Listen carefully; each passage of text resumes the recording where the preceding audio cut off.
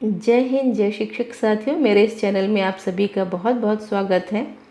हम सरकारी कर्मचारी हैं और हमारे समय समय पर कुछ भुगतान दे रहते हैं और कुछ छुट्टियां होती हैं जो कि हम आवेदित करते हैं, लेकिन कभी कभी हमारी छुट्टियां समय रहते मंजूर नहीं होती हैं या उन्हें रिजेक्ट भी नहीं किया जाता है, यानी कि समय रहते उन पर कार्रवाई नहीं होती है।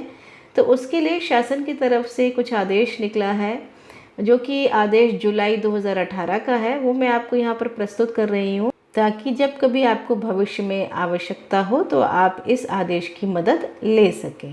तो चलिए देख लेते हैं पूरे आदेश में किस कार्य के लिए अधिकतम कितना समय दिया जाना चाहिए।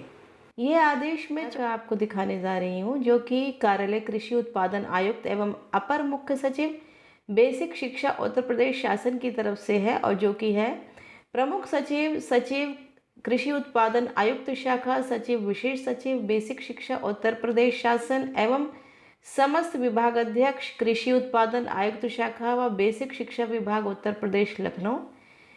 मेरे संज्ञान में ये लाया गया है कि विभागों के अंतर्गत कार्यरत कर्मचारियों को उनके सेवा संबंधी लाभ देयकों का भुगतान या तो नहीं किया जा रहा है अथवा समय से नहीं किया जा रहा है।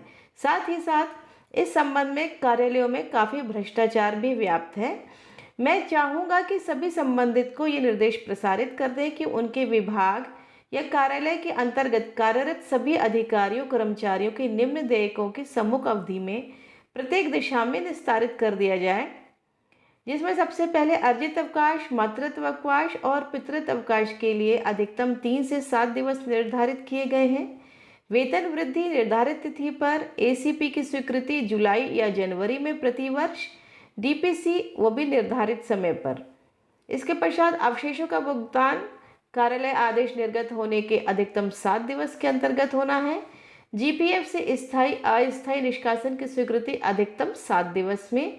सेवानिवृत्त सभी कर्मियों के सभी देयकों यथा पेंशन, ग्रेच्युटी, अवकाश नकदीकरण की स्वीकृति भुगतान ये सेवानिवृत्त तिथि पर। टीए बिल का भुगतान अधिकतम 7 दिन के अंदर बजट की उपलब्धता पर, प्रथम आगत प्रथम स्वीकृति के आधार पर। चिकित्सा प्रतिपूर्ति के बिल आदि का भुगतान मुख्य चिकित्सा अधिकारी या अपर निदेशक से सत्यापित बिल प्राप्त होने के अधिकतम 7 दिन के अंदर होना सुनिश्चित करें।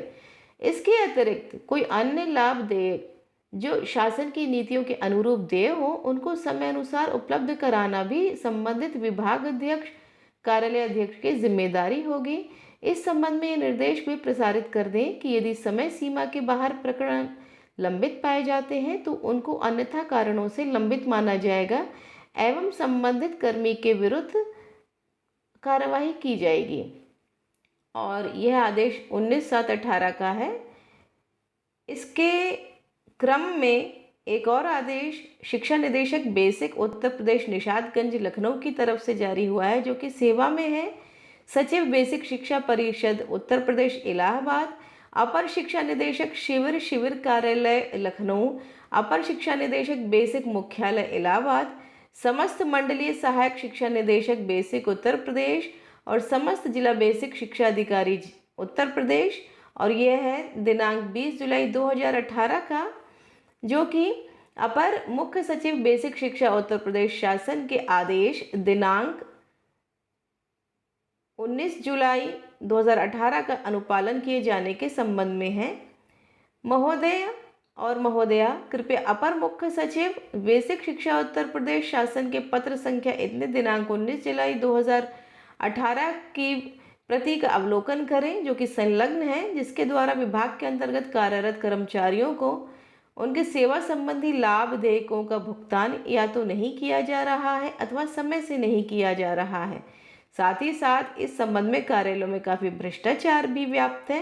अतः कार्यालय के अंतर्गत कार्यरत सभी अधिकारियों कर्मचारियों के निम्न देयकों को सम्मुख अवधि में प्रत्येक दशा में निस्तारित कराए जाने के निर्देश दिए गए हैं, जिसमें वही है अर्जित मातृत्व और पितृत्व अवकाश अधिकतम 3 से 7 दिवस, वेतन वृद्धि निर्धारित तिथि पर एसीपी की स्वीकृति जुलाई और जनवरी में प्रतिवर्ष, डीपीसी निर्धारित समय पर, अवशेषों का भुगतान कार्यालय आदेश निर्गत होने के अधिकतम 7 दिवस के अंतर्गत, जीपीएफ से स्थायी या अस्थायी निष्कासन की स्वीकृति अधिकतम 7 दिवस, सेवानिवृत्त सभी कर्मियों के सभी देयकों यथा पेंशन, ग्रेच्युटी, अवकाश नकदीकरण की स्वीकृति भुगतान सेवानिवृत्ति तिथि पर, टीए बिल का भुगतान अधिकतम 7 दिन के अंदर, बजट की उपलब्धता पर, प्रथम आगत प्रथम स्वीकृति के आधार पर, चिकित्सा प्रतिपूर्ति के बिल आदि का भुगतान मुख्य चिकित्सा अधिकारी अपर निदेशक से सत्यापित बिल प्राप्त होने के अधिकतम 7 दिन के अंतर्गत। इसके अतिरिक्त यदि कोई अन्य लाभ देयक जो शासन की नीतियों के अनुरूप देय हो, उनको यथानुसार समय अनुसार उपलब्ध कराना भी विभागाध्यक्ष कार्यालय अध्यक्ष की जिम्मेदारी होगी। यदि समय सीमा के बाहर प्रकरण लंबित पाए जाते हैं तो उनको अन्यथा कारणों से लंबित माना जाएगा और संबंधित कार्मिक के विरुद्ध लिया जाएगा। आपसे अपेक्षा है कि उपयुक्त निर्देशों का कड़ाई से अनुपालन करें। और ये आदेश है डॉक्टर सर्वेंद्र विक्रम बहादुर सिंह, शिक्षा निदेशक, बेसिक उत्तर प्रदेश, निषादगंज, लखनऊ।